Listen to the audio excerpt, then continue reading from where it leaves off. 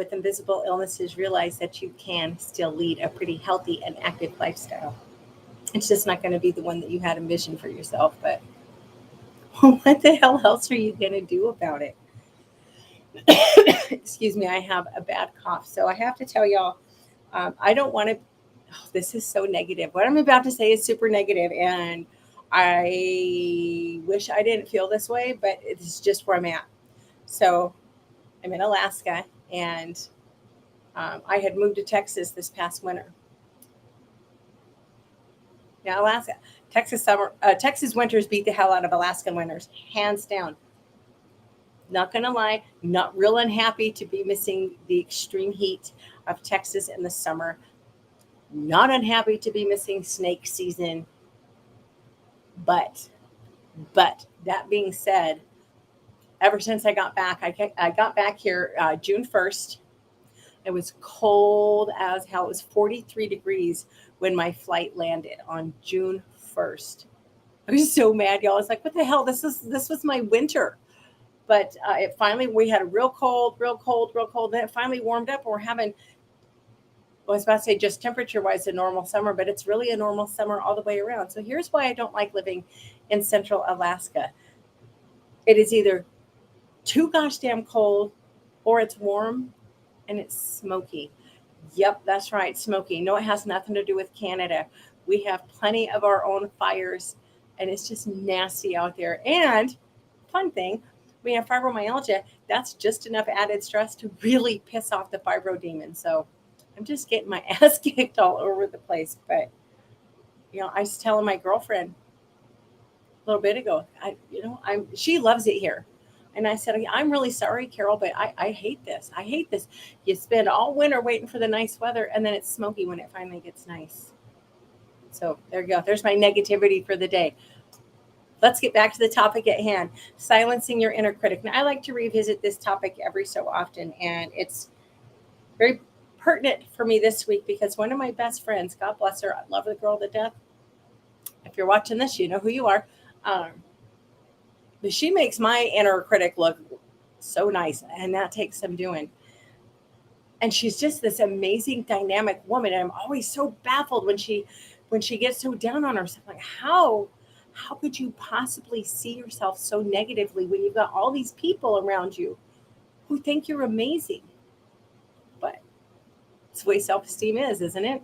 Let's talk about 6 tips for silencing your inner critic. This information is from Forbes.com. And yes, I have discussed these with my friend. And no, she doesn't. She never really wants to hear it. And she still loves me, though. But number 1, you need to be aware of your thoughts. Look, the ubiquitous they, as I like to say, they estimate that we have between 50 and 70,000 thoughts every day. And for a lot of us, we get this negative self-talk going, and we bury ourselves under negativity all day long. And it's such BS that we do this to ourselves because on a logical level, that inner voice it's exaggerating, and it's harsh, and it's biased. And you got to remember, I'm sorry, things have been crazy since I got back here. I'm a little scattered. I know y'all are shocked. Um, but just because you have a thought, just because the thought enters your mind, I'm a horrible person, it doesn't mean it's true. Any thought that enters your mind, you can always just let it go. And I realize that's easier said than done, but you can just go, oh, that was weird, and let it go. Just because you think it doesn't mean it's true. Number 2, you have to stop ruminating. This is my big downfall. I am so good at ruminating, but you can't. You can't sit there and replay your mistakes. Why? What's the point of that? Is it going to change anything? Nope. It sure as hell isn't. So why do that to yourself? Reminding yourself that you screwed up is not helpful, especially if you're struggling with your confidence. You need to learn to let that stuff go. And again, I know it's easier said than done. And my big thing lately, and it's really simplistic, But it's true, and it really helps me when my inner critic gets going. I tell myself, you can choose your thoughts. You can choose your thoughts. And I just, I don't want to say I force that voice out of my head. I just redirect my inner voice instead of, oh my God, you're this and you're that and you're horrible. Okay, choose your thoughts. Okay, maybe this didn't go as well as I would have liked, but you know what? Don't forget that you kick ass in this area. Um, Number 3, what would you tell a friend? What would you tell if your best friend came to you and said about themselves all the horrible crap that your inner critic says to you? What would you tell them?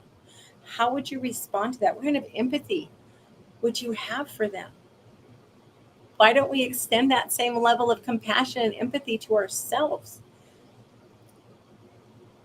What I'm sorry. I'm so out of it today. Another perspective to take. I was at a conference years ago. I think it was in 2010. It was anyway. I was at a conference and it was ending. And I don't know if you've ever been to a conference. The last day, people are kind of in groups and they're chatting. Everybody's starting to split up to go home. And my girlfriend and I were sitting there talking about how heavy we were. Oh, I'm so fat. Oh, I'm so this. And oh, I'm so that. This adorable little old lady walked up to us. And by little, I'm 5'3.5", and she looked up at me. She is little. But she sat there and she listened to Lisa and I for a second. And she finally interjected and said, would you walk up to a total stranger and say those things? And we were like, oh my God, no, who would do that? And she said, okay, side note, who would do that? People online. But in real life, people don't behave that way. And she said, if you wouldn't say that to a stranger, why do you talk to yourself that way? And I thought that was a really good perspective to take on the issue. Number 4, and this is why my girlfriend gets so mad when I tell her this. If she's watching this, she's probably going to tell me I'm a bitch. But you know I'm right. If you're watching this, you know damn well that I'm right. Show me the evidence. Look, our thoughts about ourselves can be exaggeratingly negative and they're biased. I can't lose weight. I can't quit smoking. I can't whatever. Or my favorite, I never do anything right. I mean, come on. Come on. You know that's bullshit. So don't tell yourself that. But if that's really where you're at, okay. Get out a piece of paper, put a line down the middle. One side, put your thoughts. I'm this. Then write out the evidence. I suck because.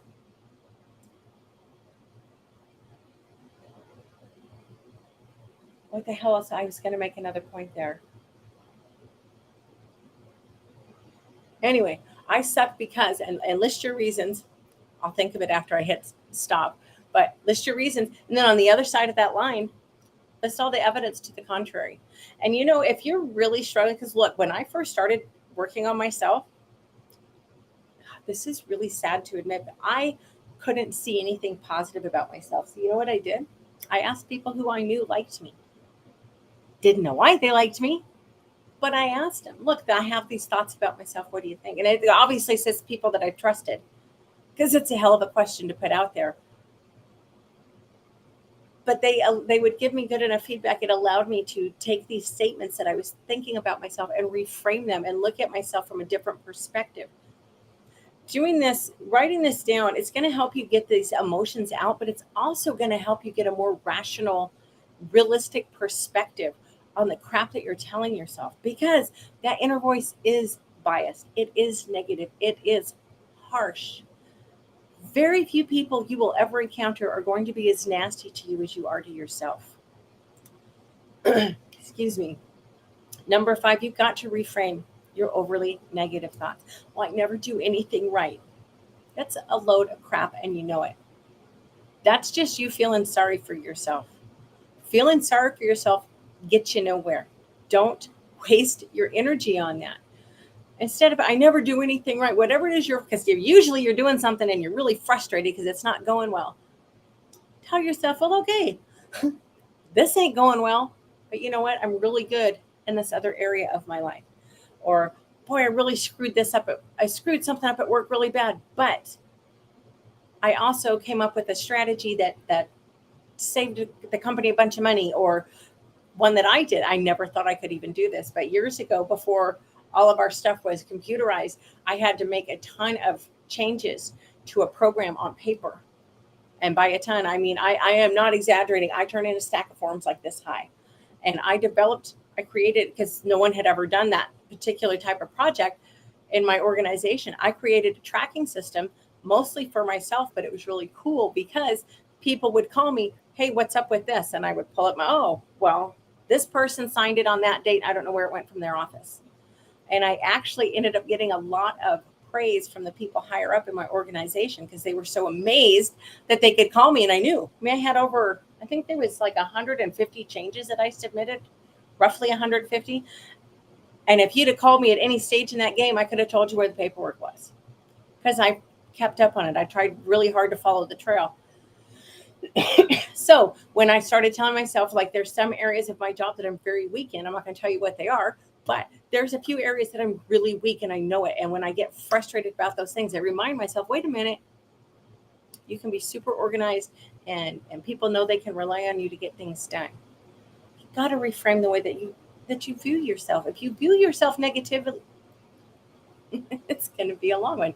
Actually, I'm almost done. I promise. It just feels long because I can't stop rambling. But when you start down that rabbit hole, you've got to stop those thoughts. And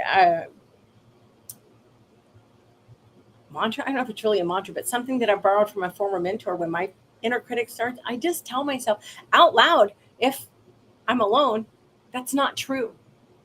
Because you know what? Maybe that I am weak in this one area, but I have a laundry list of things that I kick ass at. And so when I start to, oh my God, and I'm suck and I'm horrible. Okay, I'm not great at this. But look at all these things that I kick ass at. You've got to do that. Look, if you're not going to be your own cheerleader, why is anybody else? If you can't love yourself, why is anybody else going to love you? Fortunately, they do love us in spite of ourselves, but hopefully you get my point. Finally, number 6, you need to ask yourself, what's the worst that can happen?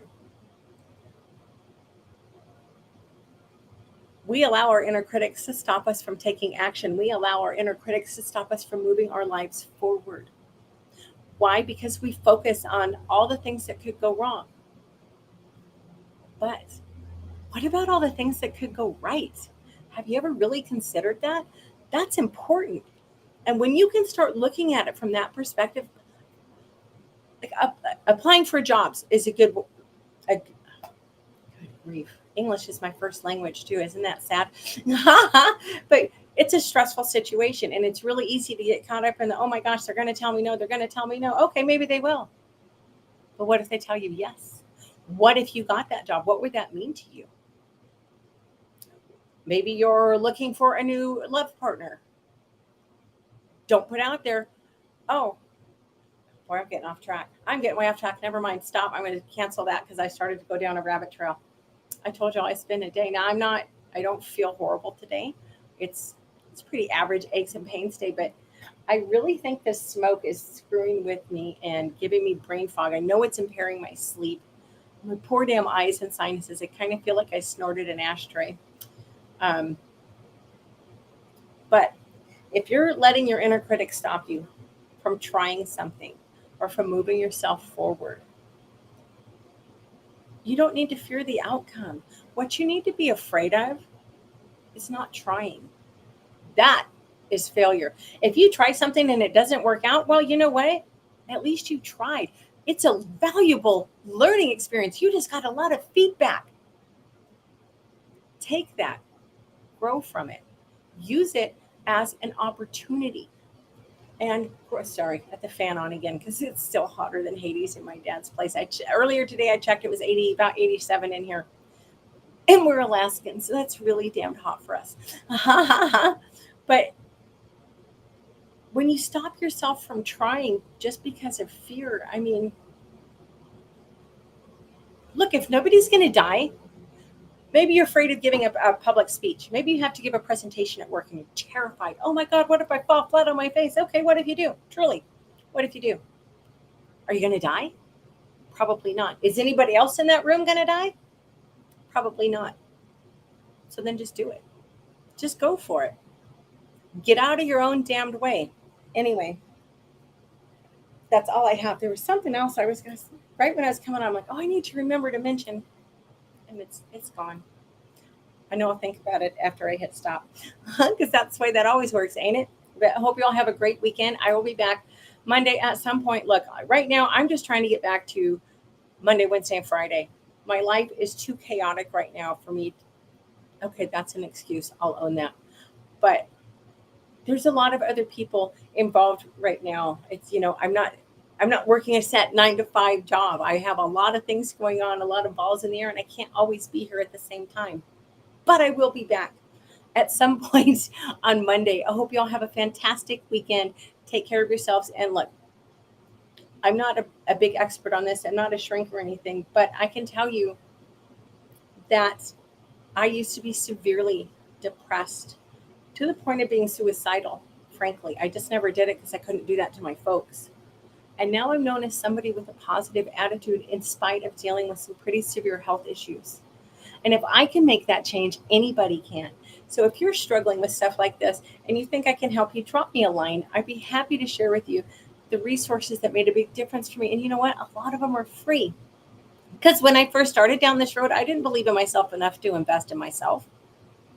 And then for a while, I didn't have the money to invest in myself. So I found a lot of really amazing free resources. Good Lord. And I would be delighted to share them with you. So drop me a line. And again, take care. I'll see you Monday.